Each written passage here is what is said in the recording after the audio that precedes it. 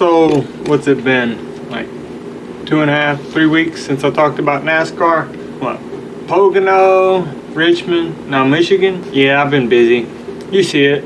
Did some honey stuff. Working on this Yellowstone video. Pocono, I'm gonna say this about Pocono. The same old, as far as I could tell. Denny. Denny being Denny. I think he's gotten all the Kyle Busch hate filtered his way from Kyle Busch turning to RCR. I'm going to say that he's wrong for what he did. It is what it is. I never thought too much of the guy. How about that? Richmond. I don't know where the speed is coming from for the Fords. I really don't. It's not making a whole lot of sense other than the fact that the whole season, it's got to be scripted. It's the only way that I could see it. The whole season, they haven't had anything. RFK has had nothing. Stewart can't have anything because he has SRX going on. He hasn't had any speed since he started that. And I will continue to say that that is the reason that he doesn't have any speed. NASCAR is not promoting him in any way by funding any money that way, his way, in order to fund SRX anymore.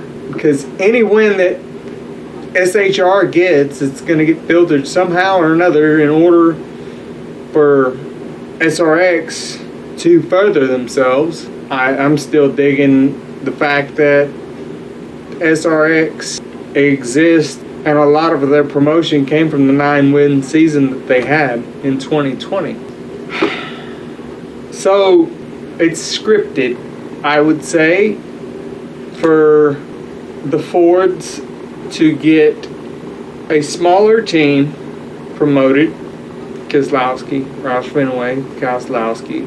Because you seen it Sunday, they didn't have any kind of speed. Oh, and then they somehow adjusted their cars Monday. Yeah, whatever. Michigan. So that carries me over to Michigan. Who had some good speed Sunday? Truex. Dylan was up there in the top 10. Dylan's usually always up there in the top 10 in Michigan. Keselowski too. Michigan, I would say Truex had that. He should have just took the high road and drafted him instead of trying to pass him when he got loose. And I'm going to say this about Michigan. I noticed, like, NASCAR, let's just move on.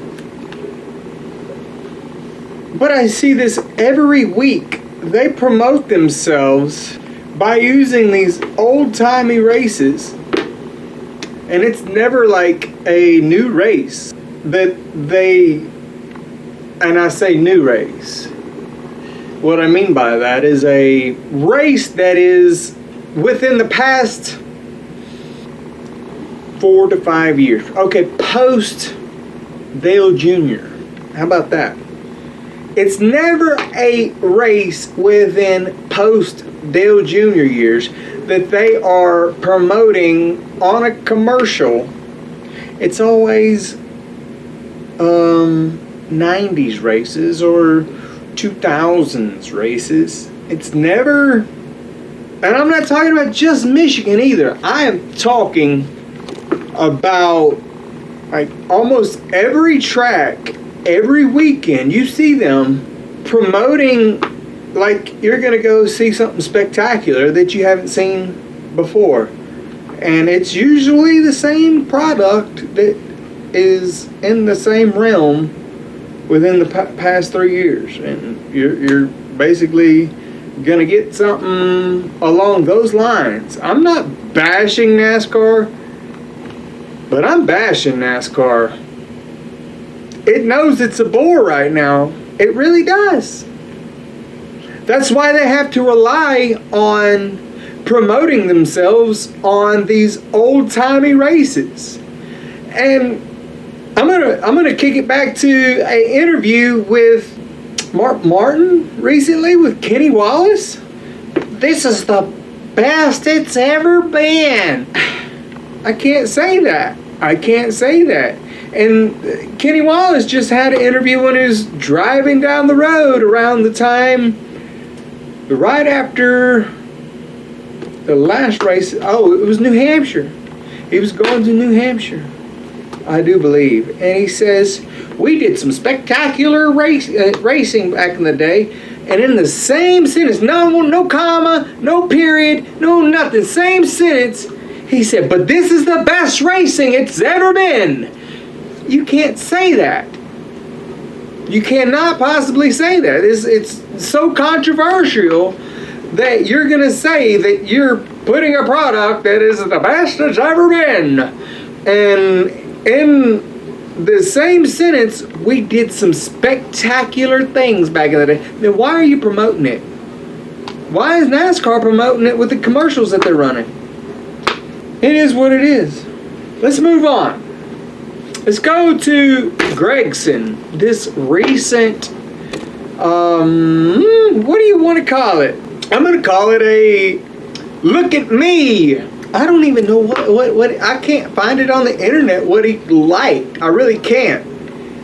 Like, I looked. It said something about George Floyd. Why? I mean, why are we going back there, dude? That's like pre-COVID. Really, pre-COVID. But I'm going to say this. It's going to end up just like Larson. You cannot possibly do something more legendary than your boss did in the Xfinity Series, which is the 9-win season. More legendary than Dale Jr. did, and then turn around and, oh, we're just going to kick him out because he did something. I can't even find it. I look all over the internet. Okay, whatever. You're going 3 years ago. It's like, hey, man, just like the questions I asked. Do you like moving forward or do you like living in the past? Simple as that, man. All right, I'm going to say this about it, too. And I'm going to get real deep on it. And I'm going to get real deep. Like, what are you doing digging around on this man's stuff? NASCAR? His bosses. Does he not have a First Amendment right? I think the man should come out and say, hey, you know what? I might as well own one of your teams now. You're gonna infringe on my rights. I'm gonna sue you for a whole team. You know he can drive. And oh, that's a no-no. Bro, what about our First Amendment rights? Take it all the way to the Supreme Court, dude. You're gonna win. Y'all are, I mean, is this not America? I mean, as I think I watched Mr. Petty's last race this past week. No, it was 2 weeks ago. And he says, all I can hear the commentator say is how he has political aims. He has political wishes. Obviously, he never fulfilled them. But the thing is we're living in America, and you shouldn't be able to, oh, he liked something, so we're gonna take his right away. I mean, dude, this is not the America that I grew up in. I grew up with some straight up dogs. I'm talking about these people they actually had political aim. They wanted to be president of the United States. I don't know what happened to them cats. I really don't. Post 9/11, I really don't know what happened to them. It's like, oh, they kind of took their soul. But I'm going to tell you like this. Knowing the America that we are supposed to have, that's infringement upon your First Amendment rights, and you can take it all the way to the Supreme Court, dude, and you win that, brother. Gragson.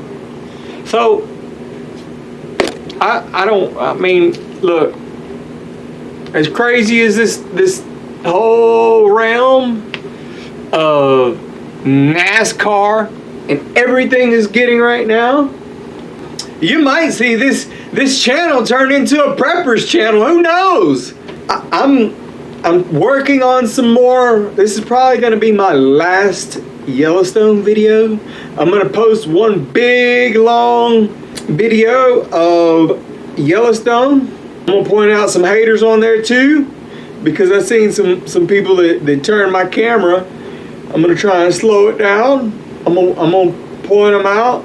And it is what it is, man. This channel is a journey with me. If you like what you're seeing, I am a NASCAR fan, but it is what it is, man. They're not gonna change. They're gonna run the same circles. That's why I ask the questions that I ask. And you can go back and look at the questions that I ask.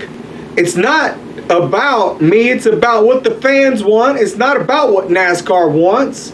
It's about what the fans want. Yeah, NASCAR, I said it. Shut your mouth and slow your roll and let me be your CEO. Okay? And that's where I am. I'm comfortable with where this whole thing is going. I might not get another follower, and I'm cool with that. I'm perfectly fine, but you know what? Next year, 5 years from now, 10 years from now, people can watch this channel, this whole channel, and see, man, that guy really was ahead of his time. Yeah, I just asked the questions that nobody wanted to ask, fearlessly. So, it is what it is. Like, share, subscribe, controversy. It is what it is, brother.